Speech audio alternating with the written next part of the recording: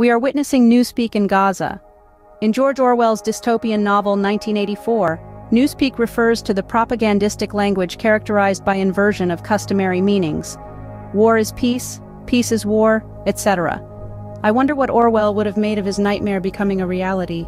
Take, for instance, the Israeli finance minister Bezalel Smotrich, who was quoted as saying on the 14th of November 2023, "I welcome the initiative of voluntary emigration of Gaza Arabs to countries worldwide." How is this Newspeak? It seems that Bezalel, in his own words, is offering the right humanitarian solution after 75 years of refugees, poverty and hunger. The problem with the above is that the Gazans will not be given much choice if the bombardment doesn't stop.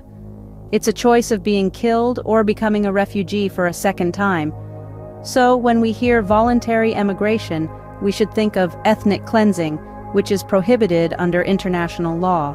Deportation or forcible transfer of population is prohibited under Article 49 of the Geneva Conventions and the Rome Statute of the International Criminal Court under Article 2(d).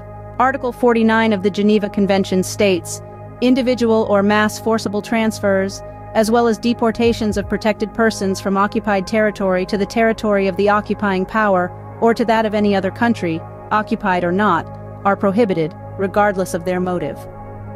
However, it also states that partial evacuations can be made if the security of the population or imperative military reasons so demand.